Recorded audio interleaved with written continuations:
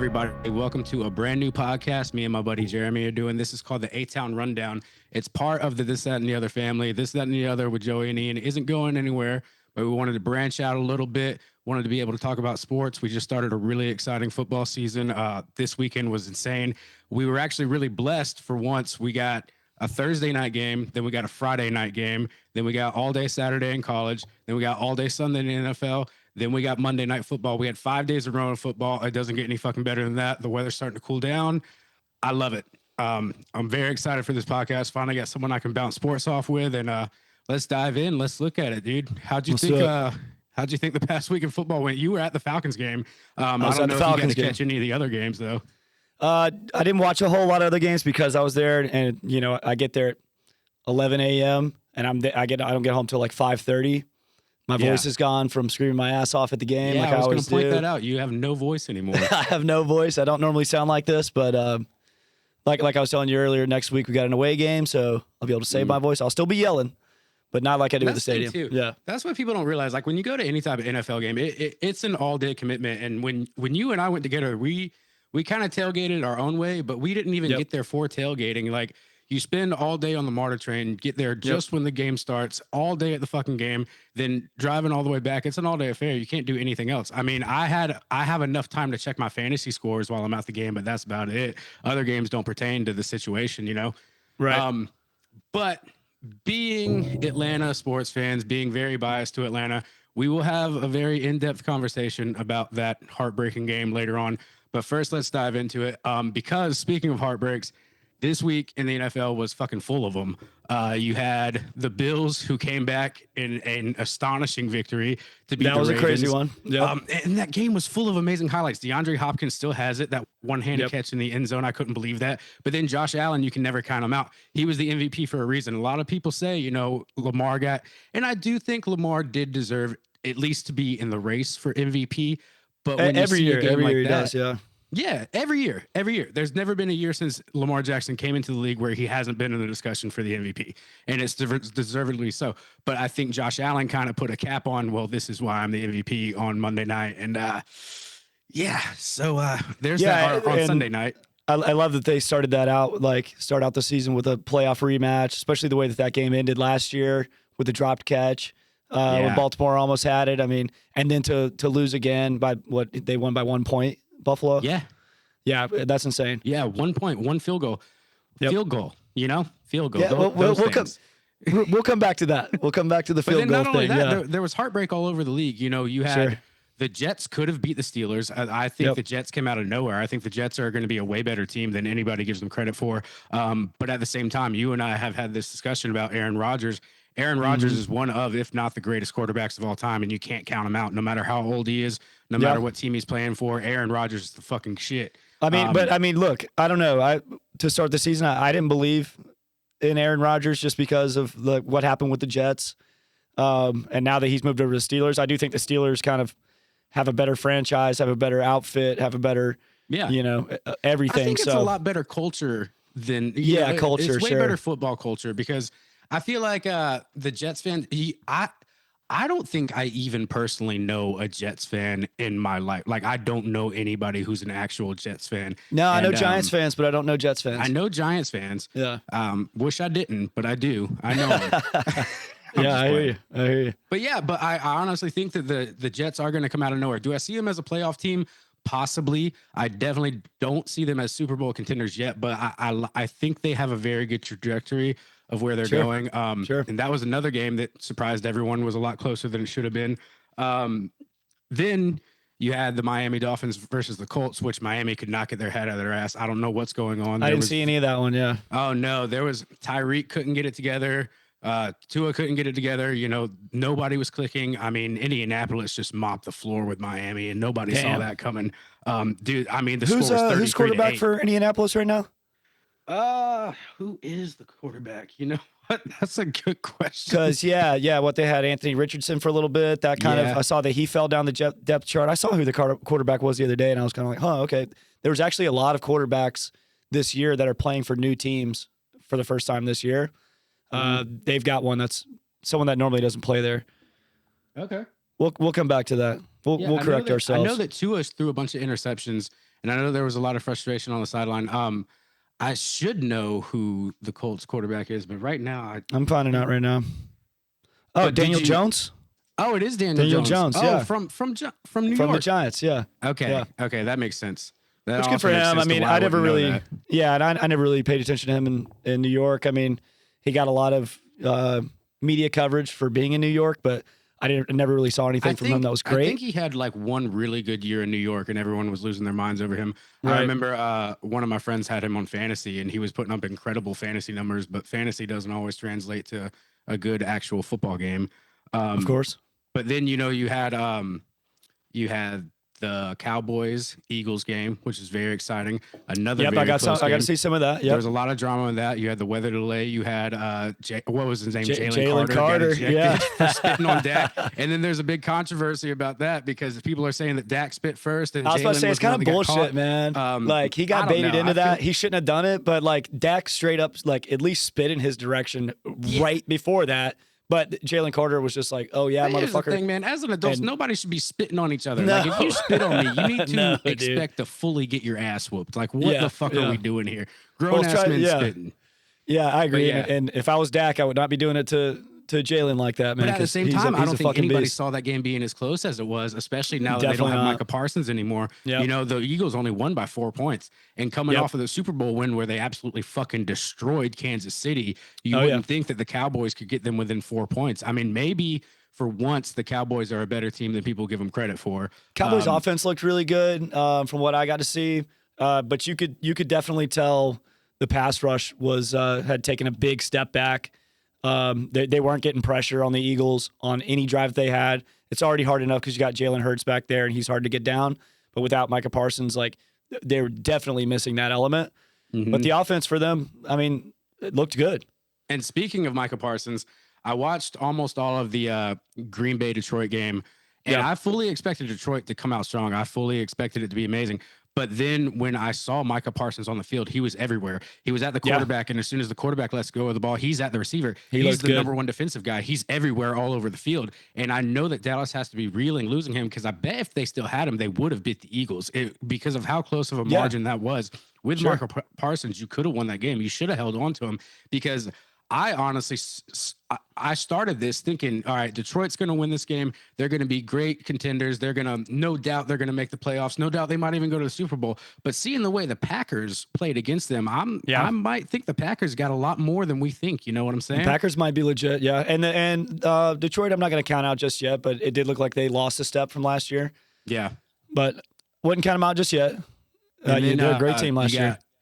Another game with two teams I don't really care for, but the Jaguars beat the Panthers. I don't think it's going to be hard to beat the Panthers this year. I think They the look Panthers are terrible. going to stay. Yeah, I think the Panthers are going to stay in last place in the NFC South. I don't think Yep. they're moving from that position anytime soon. Nope. I know that the Jaguars got a new head coach. Apparently, there's some good locker room chemistry going on there. Sure. He seems to have it together. And then on top of that, any other noticeables? Oh, the Bengals barely beat the Browns. I think Did the not Browns see any of that, yeah. Oh yeah, they the Bengals only won by 1 point. So this whole weekend has been nothing but drama, nothing but very close margins, field goal games. But yeah, 17-16. The Browns almost edged out a victory against Joe Burrow and the Bengals. Yeah. And then I don't know if And the Browns, who they got? Joe Flacco now? They're rolling with him? I think Flacco was starting. I think he is. I know they got like 9 quarterbacks up there in Cleveland. Yeah, but they got it. And see, I only saw the highlights from that game. yeah. And all I saw were Bengals highlights. I'm pretty sure it was Joe Flacco got named starting quarterback. I don't know what's going to happen with Sanders over there. I don't know if he's going to play in an NFL game or not. We'll see. Hey, man, he's young. Good, young quarterback like that. You know, sometimes they need to sit for a year. Yeah, and a lot of people don't understand, like, the NFL is much different than college, much different than high school, anything like that. Like, if you're top of the draft pick, if you're late round pick, if you're undrafted, getting cut or getting benched like that is not detrimental to your career at all, especially when you're a rookie. You know, it's not the end of the line. It's not. It's even almost close better to the just end of the line. not start. You know, don't start for a while. Sit behind. You know, a veteran how guy. long Jordan Love sat behind Rodgers for what, 3 years? Yep. Something How like long that. did And look at Rodgers him sit now. behind Brett Favre? Exactly. You know, and look at both of them now. They're doing great. Yep. And well, somebody who didn't have to sit behind very long was Michael Penix, and we'll get into that in a little bit. Yeah. But I always say that in a point for good reason. What I try to explain to people is when you look at football, like look at Pee Wee football. How many fucking Pee Wee football teams are in this country? Hundreds of thousands, maybe a million. You know, could be. And then you get middle school. And then you get high school, there's hundreds of thousands. Then college, there's a shitload of those. But then when you get to the NFL, there's 32 teams. You have to be good enough to play on one of those 32 teams. So if you even make it, if you even get to breathe in an actual NFL jersey, you're one of the best players in the world. So Absolutely. Who cares if you got undrafted? Who cares if you got benched? You became one of the best football players in the entire world, and nobody can take that away from you. So I hate when I see people talk shit like, oh, he's trash. No, he's not trash. He's in the NFL. He's one of the best in the world. You know? I'm glad we both had that mentality, man, because I hear on a lot of podcasts, like people will just like really shitting on some of these players. We'll get to it, but like Younghoe Koo's one of them. And, you know, look, I'm upset about what happened and when we actually dive into it, but like nothing against the guy personally. You know, if I saw him at a bar, there's Koo. I got to go talk to him. You know? I'm buying him a drink. Yeah. And don't get me wrong, I'm not saying that I'm not gonna shit on players, but it comes from it comes from a personal hatred. It comes from you don't play for my team. It has nothing to do with me thinking you're a trash player, because if you've ever stepped foot on an NFL field in an NFL uniform, you're one of the greatest in the world. I don't even care if you're on the practice squad. You're one of the greatest in the world, and nobody should be able to take that away from you. Other than that, there was that Friday night game in Brazil, which was wild. Which was wild. I did not see the Chargers coming like that the way they did. I didn't see Keenan Allen coming the way he did. I thought Keenan Allen, I thought this was going to be his swan song. I was like, he's coming back home. He's going to retire here. He's not going to do much. Bullshit. Keenan Allen was on fire that game. And I don't know. I don't know if we're seeing the end of the Chiefs dynasty. I don't know if they're falling apart, because we saw them crumble in the Super Bowl. Then we saw what happened on Friday night in Brazil. I don't see the same Chiefs anymore. You know? I don't see the Chiefs being in the Super Bowl this year. And I know that's just kind of an early prediction. Who knows? I mean, they could take off. But look at what happened with them last year. Almost every single game was won by one possession. Yeah. And there was always a controversial call right in the middle of it. You know, whether that's the refs coming in for like roughing the passer, or like fake offsides, or the game against the Falcons where they wrapped up Kyle Pitts and didn't throw the flag while he was in the end zone, which would have won the game for the Falcons. We should have won that game, but absolutely should have. Me and my wife were at that one, dude. And I mean, for the whole week, I just couldn't stop seeing that play. Kyle Pitts hitting him right in the chest, and they're grabbing him as the ball's coming to him. You can't do that. The ref's looking right at him. They didn't do anything about it. I'm not going to get into conspiracy shit about the refs and the Chiefs and all that. Everybody saw it. Well, time and time again, it's been proven. I think it gets past the point of conspiracy when you're like, okay, something going on here. This is happening 10 feet in front of you. Every did you go to referee training or not, motherfucker? You exactly. know? Exactly. But yeah, no, I'm with you on that. But I will say, I don't think the problem is Patrick Mahomes. I think Patrick Mahomes still has a lot of career left, and the plays he was making Friday night were incredible. I think it may be a situation where they've held on to players for too long because of their namesake and because of what they've done in the past, and they want to see it happen again. Happens to a lot of teams, man. Like the only team that doesn't do that I can think of is like the Patriots. Like they seem to always get rid of guys like at the right time. On the other hand, the Falcons will sign anyone in the world to a one-year deal if they've done anything cool within the last 10 years. So, as long as it's their last year in the league, dude, we're going to take them. Yeah, we got them. Yeah. Come play for Atlanta. It's your last open up that checkbook, Arthur Blank. Like 10 years ago, you scored a touchdown in the Super Bowl? Dude, come on, man. Oh, you're going to leave us next year? You're going to fake retirement and then go play in Miami? Okay, cool. We got you, dude. God, I'm so sick of that shit. Yep. But yeah, I will also say, on a personal level, I have no hatred for this man, but it was kind of cool to see Travis Kelce get bitch slapped on fucking national TV in front of everybody. That dude smacked him right in the mouth, dude. Oh my God. Love it. Love it. I wouldn't do that, but I love it. Fuck no, dude. I'm like the size of Travis Kelce. And if he ever hears this, I would never do that to you. I would shake your hand and buy you a beer. I don't care. I am the size of your leg at best. So no, I'm not bitch slapping Travis Kelce. Oh yeah, he'd fucking destroy me. And I know that, and I'm comfortable with that. It's okay. Yep. That's why I wouldn't bitch slap him. But now, number one reason why I wouldn't bitch slap him. It's time to dive into it. Let's unpack the Falcons game. Let's go. You were there. How was the atmosphere? How did it feel? Because for me, the Bucks are always the rivalry team. The Bucks are always the team we have to beat. They're always the biggest hate losing threat to the Bucks. I hate losing to the Saints. Those two teams, we could lose every game, every other game the entire season. As long as we beat the Bucks and the Saints, I'm okay. Yep. That didn't happen. Nope. It's not Bajan's fault. It's not Penix's fault. We're gonna get to the bottom of whose fault it was. London does have some work. He does. He's got some things he's got to work out. Yep. And Pitts needs to be there. He needs to be a little bit more reliable. But all in all, it was a damn good football team. I don't know what the Bucks look incredible this year, but let's get your point of view from it a little bit. Yeah, man. So like I said, and you know, we were talking about going to the games, and I've got season tickets. I've had season tickets for over 10 years now. But it's kind of like a ritual to kind of get up, like you're saying, go get on the train, ride the train there. Anticipation builds. I got there maybe at like 11 a.m. and hung out and just kind of walked around the stadium, got some food, got a beer, watched warm-ups and stuff. Was kind of talking to people around the stadium about, like, you know, Mooney being out, finding out that he wasn't going to play, which kind of figured that he wouldn't. Finding out that Vita Vea was playing, which, you know, soon as I saw him out there, like, I had that feeling in my gut, even though I shouldn't have. I don't know what the deal is. Like, we played the Bucks so well last year. Yeah. But kind of going.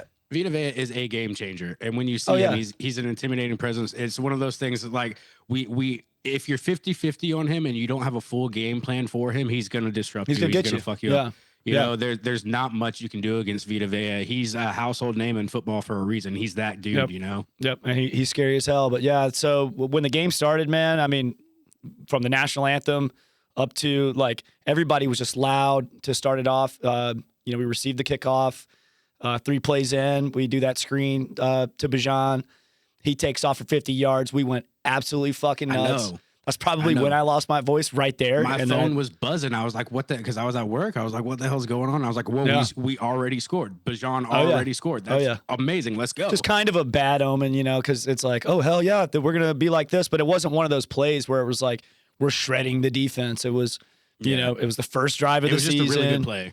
It was a really good play. Really good play. Give Kyle Pitts some credit, man. He actually got a block, which is something he really doesn't like doing. But you know very well, because I was blowing you up about this last year. I was getting so aggravated with him because of the amount of missed blocks he would have and the amount of times he just decided, I'm not gonna block. That's not what I want out of a tight end. And Kyle Pitts, you're becoming a tight end that I like. You really are. He is. I thought he looked pretty good. I've kind of lost the dream of Kyle Pitts being a top 3, top 5 tight end in the league. Well, but I do think he can still be really good. Everyone's like, this is the unicorn. This is the once in a lifetime tight end. They still call him that. I don't know why, but they call him that. You know, and to me, Kyle Pitts is a tight end. He's a tight end. Yeah. Yeah, you know? He's a tight end, and you know, look, he's a long guy, and sure he can move over the receiver spot sometimes if you want to, you know, use him in that situation, which we may need to do depending on what's going to happen. I mean, they're not going to actually like list him as a wide receiver, but he's going to have to be kind of our deep threat over the next couple weeks because Drake London getting that shoulder sprain at the end of the game, he's going to be day to day. I heard Torrey McElhaney earlier today saying there's no way in hell that they're going to tell us really what's going on with him. We won't find out if he's playing until we see him on the field on Sunday night. And same thing with Darnell Mooney. So wide receiver core is not looking great for next week, but I imagine he'll play. Shoulder sprain in the NFL, something that happens this early in the season. I see him going out there and trying it out. Maybe he's going to be a little limited. Maybe he doesn't play as many snaps, but something I should know. Do we still have Ray McLeod? Hell yeah, we got Ray McLeod. Yeah, put him I love in. Ray. Yeah, he'll be there. He'll be there. Yeah, shit, dude. Yeah, dude. He's on special teams, right? He's on kickoff. Not usually. I don't think, but maybe. I did see Jalen Walker out there on special teams. Like, why is your 15th overall pick on special teams? Yeah, you know? I know. And let's get into this, man. Like the defense at the beginning of that game, those first 2 drives for Tampa, they couldn't do shit. It was 3 and out. Yeah. It looked like we were getting pressure.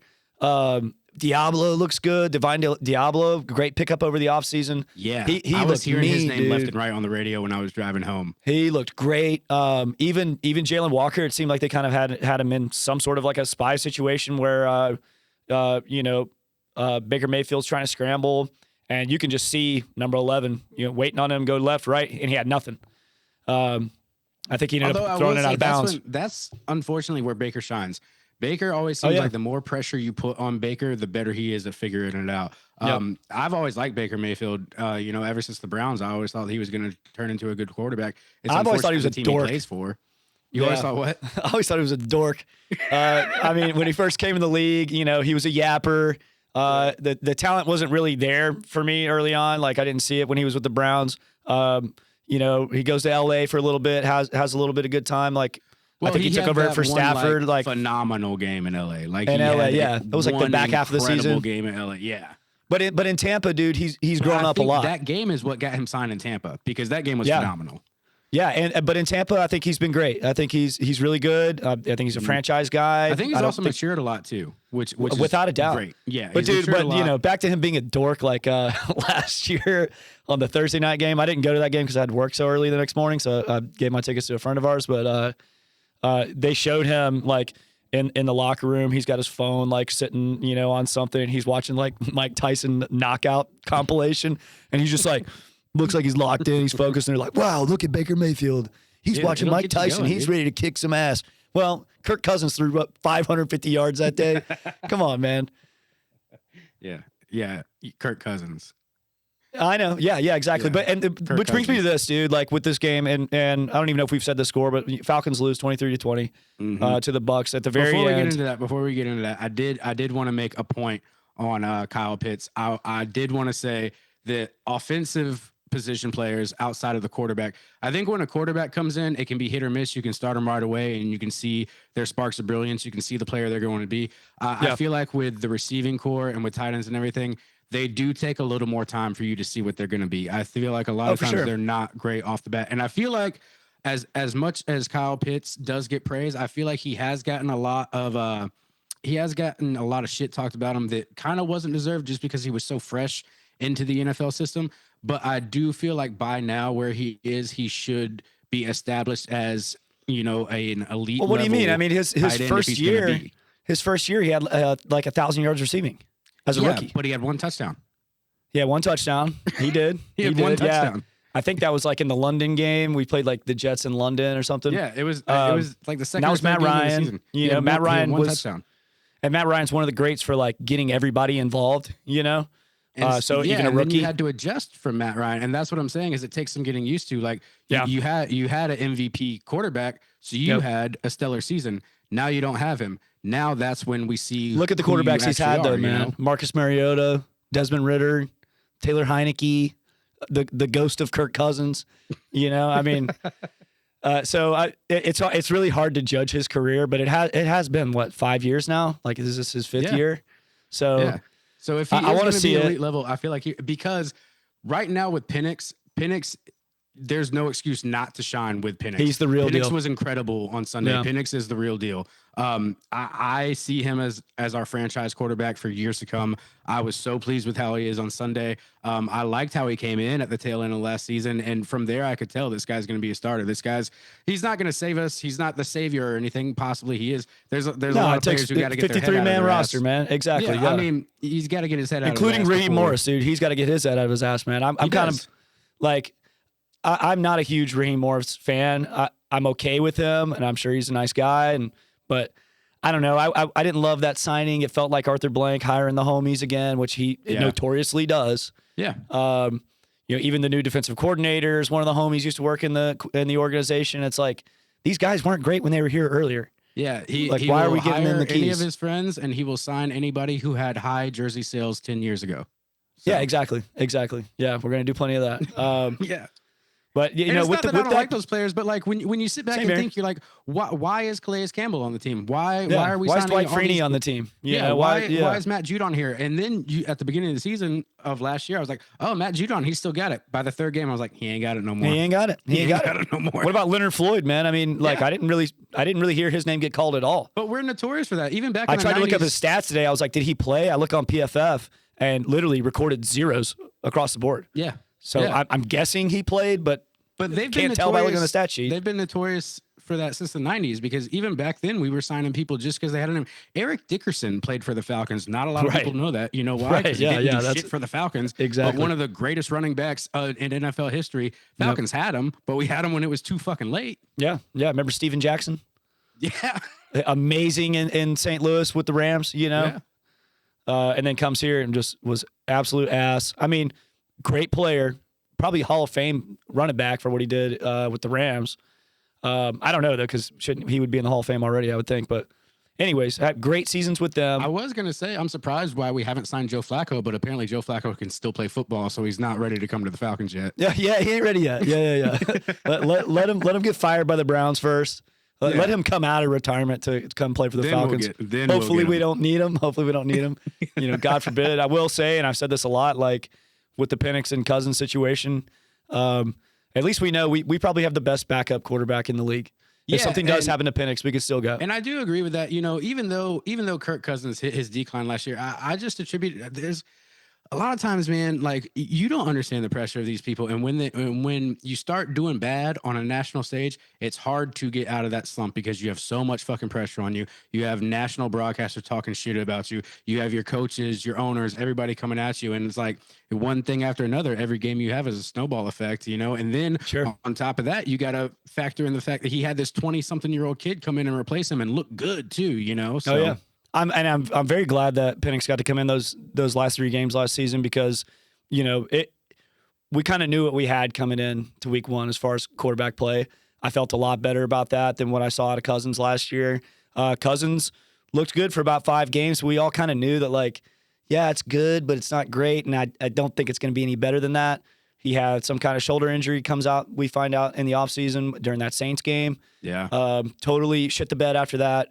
And then we lose the massive division lead that we had. Mm-hmm. Younghoe Koo had that field goal against the Saints. And then ever since then, he's been ass. They tried to say it was an injury, put him on IR at the end of the year last year. Mm-hmm. I'll be honest, man. When I saw Koo come out in warmups, it just reminded me. I didn't even think about this like much in the offseason or leading up to this game. Why didn't we get a replacement for him? Why didn't we give him some competition in the preseason? Like he was guaranteed the job, and that's the kind of guy that Raheem Morris is. Like he's buddies. That's how this organization works. Like, oh well, he's been here for us. He's done so many great things. Yeah, and we will never forget those. Yeah. But clearly, this dude's lost a step. He's got the yips, man. Like he cannot put the ball where he wants to put it. And let's get into that too, because I was looking at Younghoe Koo's previous kicks, and it's astounding how many field goals he's missed in recent history. And you saw him in his first couple of years, and he was automatic. He would get everything. And we got lucky to find him, yeah. Yes. And this kick on Sunday, this was a 44-yarder, if I'm correct. 44-yarder. 44 yards. 44 or 47, something like that. Which for the Younghoe Koo, we know that should be out of fucking matic. He should make that no matter what. Dude, and then for 90% of the kickers in the league, that's automatic. That's how good kickers are in the NFL now because you have to have that. He did make it. And then, you know, Tampa blew the whistle as he was kicking, but that one went through the uprights. And I've never played in the one NFL. That barely went through. I mean, like he looks scary, dude. But I've never played in the NFL. I've never kicked a field goal, so I don't understand the pressures on. And I understand they iced him. They did. They iced him. They did exactly what they wanted to do. Classic but move. You're Younghoe Koo. You're in the dome. There's no wind. There's nothing to fuck you up. You're at home. The roof was closed. Yep. You're at home, and you just made that one that they blew the whistle on. Do it again. Do it again, man. Do the same thing you just did. Unfortunately for Koo, man, I do think that the Falcons are going to move on from him this week. Just saw this afternoon. Get to replace him? You know, dude, there's veteran guys sitting at home, you know, looking for a job. Well, there's that kid we got. There's that kid we picked up, and everyone's going. I can't even remember his name, but everyone was going crazy because he made a 57-yarder, and you know, in preseason, and it's like, okay, he made a 57-yarder. You know, he missed almost every other field goal he attempted besides that 57-yarder. He doesn't need to replace Younghoe Koo. What I've heard is that they're looking at him as like a prospect and not somebody that they're willing to, you know, put the game in his hands right now. But and the way we got Koo, he kind of came out of nowhere. Like we went through Georgia Southern. Yeah, he went to Georgia Southern. I think he's an undrafted free agent. We picked him up like mid-season, and he killed it for us, man. He had a great 4 years with us. But did you know he was the worst kicker in the league last year? He missed more field goals than anybody else in the league last year. And then you went into week 1 saying, "Oh, that's our guy." We believe in him. Yeah. Like, dude, the one thing you should have replaced, like the one thing, and I don't know how high kickers are on a drafting totem pole. I've never seen a kicker be drafted, to be honest. No, because there are plenty of good ones out there, man. I mean, I'm not saying they're dime a dozen, but they're out there. Mm-hmm. You know, that's how we found Koo.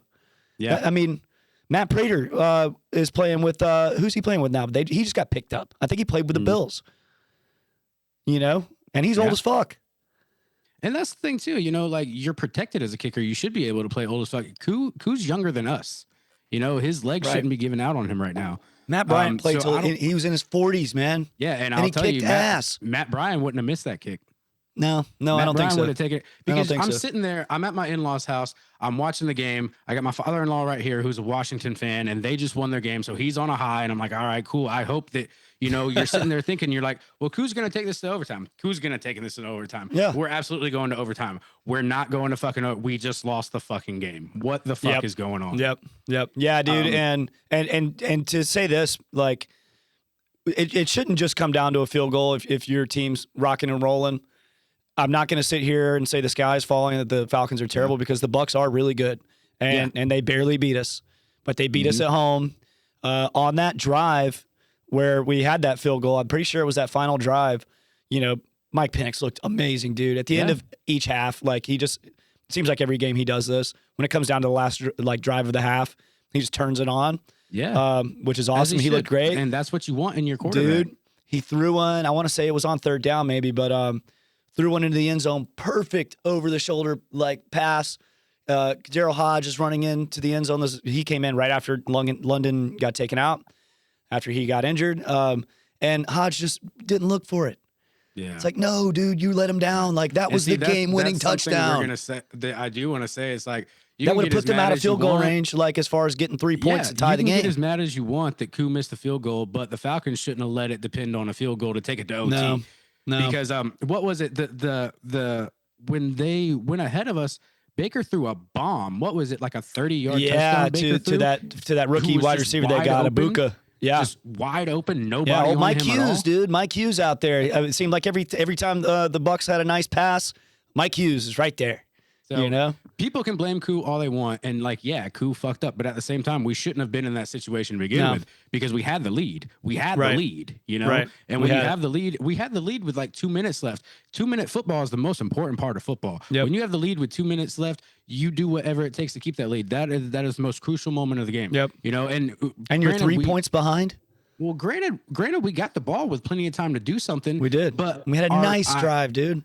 We had a great drive, but I know that our idea was, okay, we're just going to go to overtime. We're not going to try to force it. We're not going to try to throw for a touchdown. We're going to give it to Koo and go to overtime. I know that was the game plan because everyone in the stands, everyone watching at home, everybody who knew anything about the Falcons was like, okay, we're just going to go to overtime. Everyone was preparing for overtime. Yep. Didn't happen.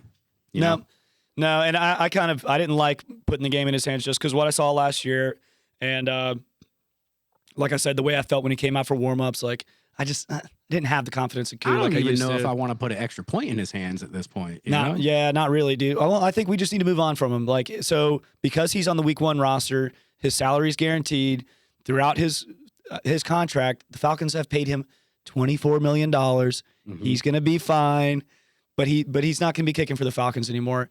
Can you imagine what it would be like to get paid $24 million to be good at your job 40% of the time? Oh yeah.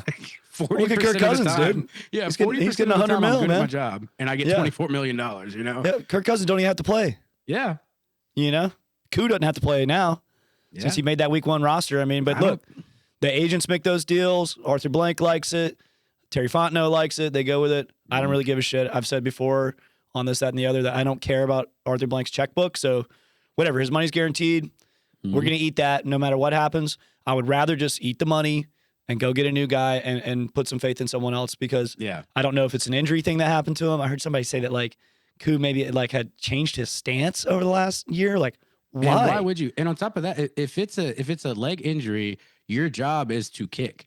If it's a leg injury, you need to do whatever it takes to fully rehab. Are you not taking rehab seriously? Are you not taking training seriously? Right. Because like we were saying, a 44-yard field goal is automatic in the NFL. There's no excuse for that. Yep. There's no excuse when Who's you're second in a closed highest paid dome. kicker in the league, by the way. Second highest kicker And behind once Harrison again, Butker. Not to beat a dead horse, but you're in a closed dome. There is Right. no wind. This you're ain't Green at Bay. home, and Yeah. you just made the one before this. You just made the one they blew the whistle on. You just did it. You did it. Yep. So we know you can do it.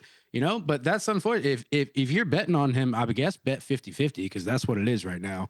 That And ain't I good don't even enough know for if me. he's at 50% completion, to be completely honest at this point. I don't know what they're going to do about it. I mean, shit, dude.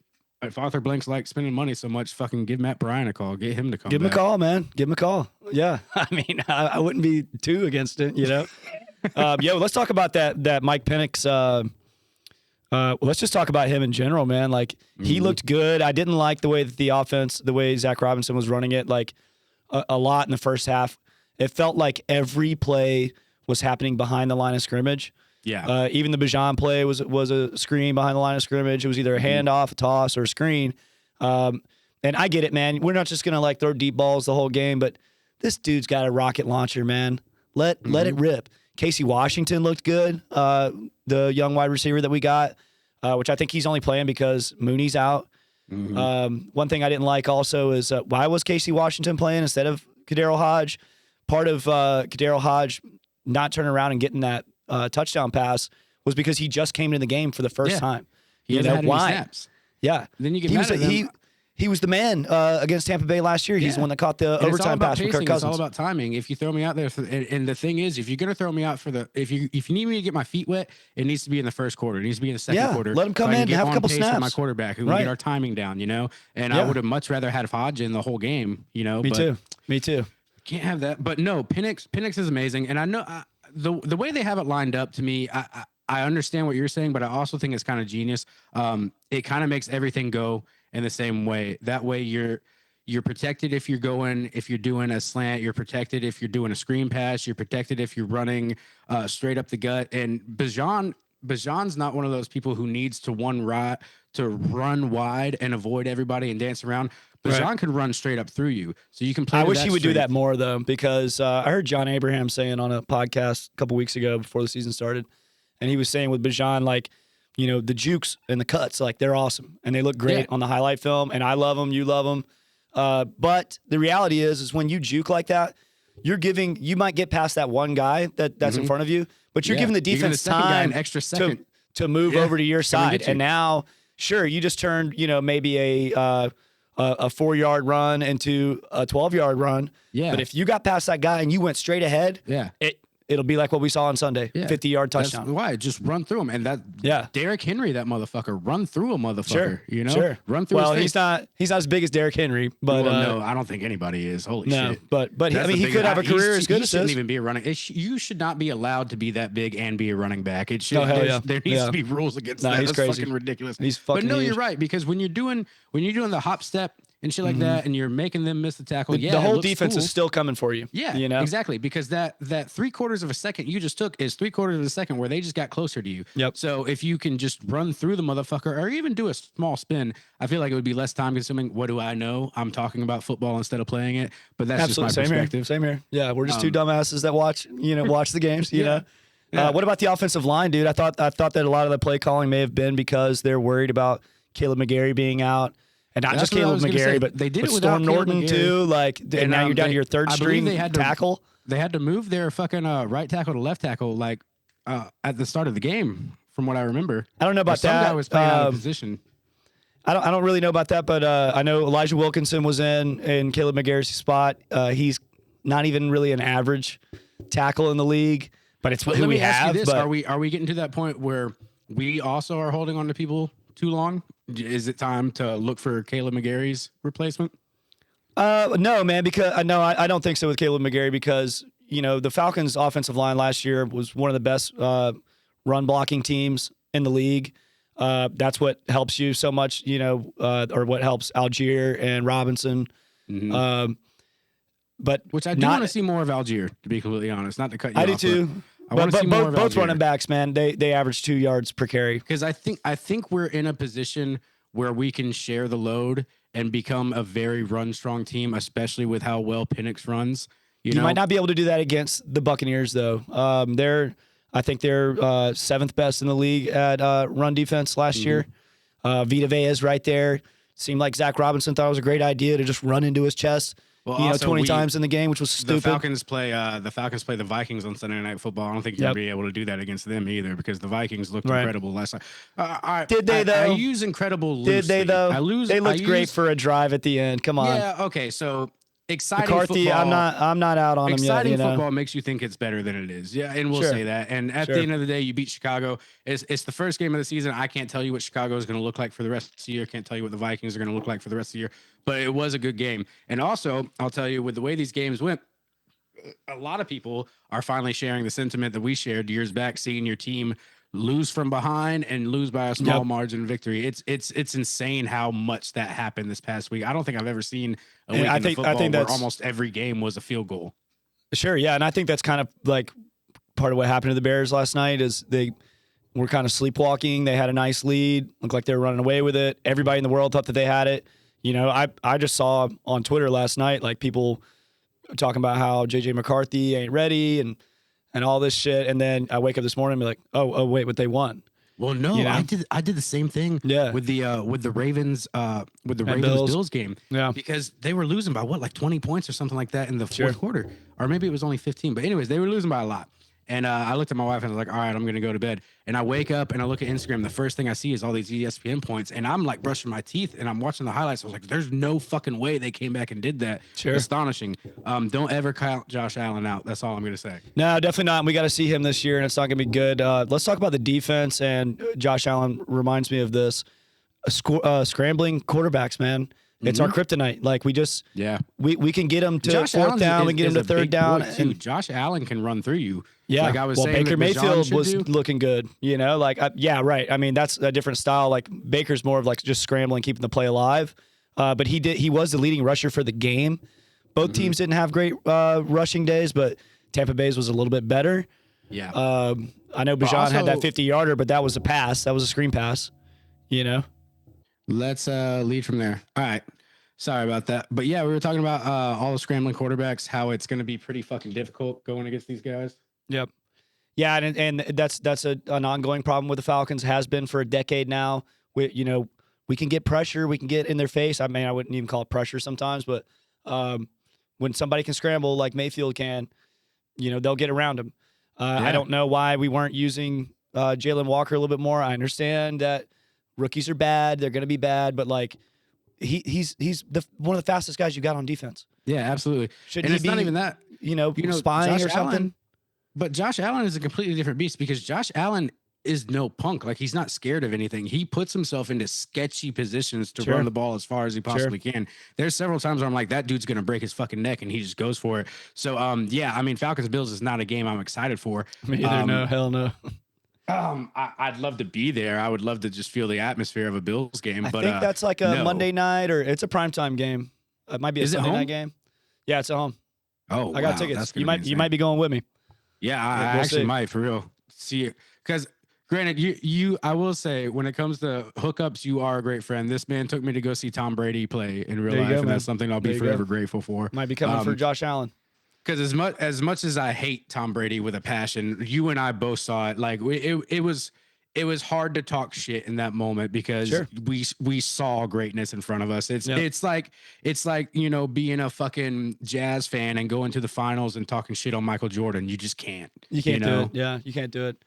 But also I want to say on the defense, man, like the rookies, I thought James Pierce looked good. He didn't get any sacks. I'm not expecting a rookie to go out and lead the league in sacks. I saw people saying crazy shit like that the last couple of weeks, like because apparently he was whooping everybody's ass at training camp, which is great to hear. I love that. He's making people angry, and you need that. You need that dog, especially on your defense, man. And I love hearing all that.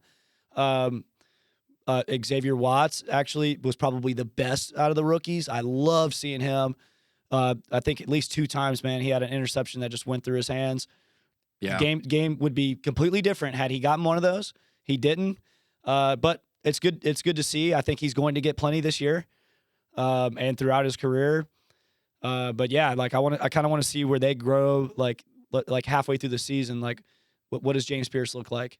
What does Jalen Walker look like? Is he still just playing on fucking special teams all the time? I so don't get that, dude. 15th overall pick. That's what you're doing. Anyways, yeah, but yeah, I mean, that pretty much wraps up what we got going on. one more thing, the Michael Penix touchdown where he ran on it on 4th down. It was like 4th and 1. Were you shitting your pants? Oh hell yeah, dude! Especially because you could see Kyle Pitts ran a perfect route, turns around, gets open, hands up, and Michael Penix. It was kind of like too late. I'm already going. Yeah. Like he was still behind the line of scrimmage, but he was going. And then when you saw him like falling forward, it did not. And I'll send you the picture because I've seen it screenshotted so many times online. But like, dude, it looks like there's no way in hell he's gonna make it. Yeah. But he made it.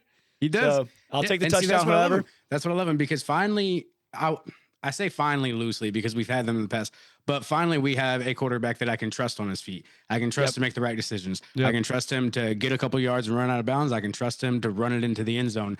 That's what Atlanta has needed for so long. Now, if we just put all the other pieces, I mean, Drake London's got to watch out for those penalties. Penalties kill you. Yep. You know, Pitts has to be open more often. And now, because of week 1, people seeing what Pitts can do, he's going to get covered a lot more. We got to have an old reliable. We got to have we got to have a tight end too that we can count on. We got to count on our third guy. We got to count on our second. Unfortunately, our tight end too is Charlie Warner, and they only use him for blocking, for run blocking. Yeah, for blocking. And it's like when he's out there, you know, they know what's going to happen.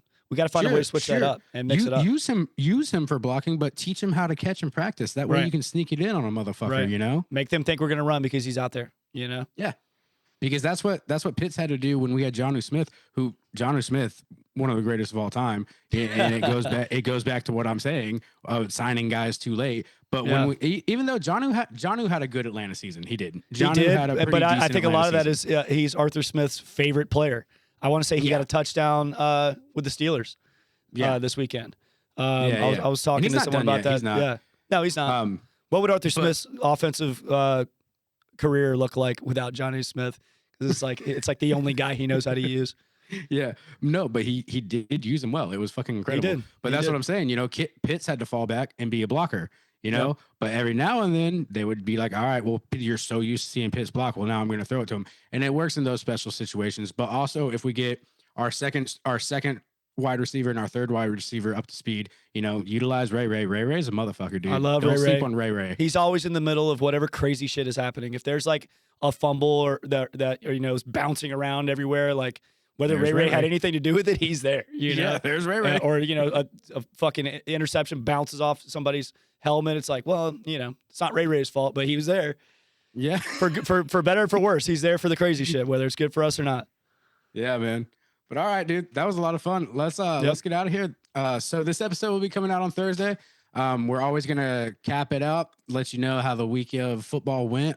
This Thursday, it's gonna be Commanders versus Packers. I think it'll be a pretty good game. This last week with the Commanders, you know, they had a pretty good victory. However, Deebo Samuel did amazing. Deebo Samuel coming from San Francisco going to the Commanders, he did great. Better than I thought it was gonna be. However, they got Terry McLaurin as wide receiver 1, and he didn't do jack shit. I think they underutilized him on purpose. I think they wanted to see what Deebo has. I don't know what we're going to see from Terry McLaurin going forward. I like Terry McLaurin. There's a lot of teams. I won't cheer for other teams, but there's a lot of players for other teams that I just like seeing them shine. And I think Terry McLaurin is a great talent, and I want to see him utilized more. So this coming up Thursday, we'll see how he is. We'll see if Micah Parsons really can just destroy every offense out there, or if the Detroit Lions just need to get their shit fixed. So, you know, that's what it is. We're going into week 2. We're going to figure out a lot of things. I want to see if the Commanders are actually legit. I mean, they had a great season last year, but they're kind of the team that people are talking about. Like we could see a big drop off, like maybe, you know, the good vibes from last year kind of shake off. Well, reality man, hits. We'll see. Because I think Green Bay is legit. With the way this past week and it went around the league and the NFL, we could see a big drop off for any team. For any team on any given Sunday. Like this NFL season is going to be, it's going to be one for it's going to be a very fucking interesting one, because also you got all these young talents that are coming up who are finally getting their moments, who just got drafted, who just got traded, who just got re-signed. Like you got the NFL, the guys that we knew when we were, in our late 20s, they're not there anymore. It's a Nope. whole new breed, whole new talent.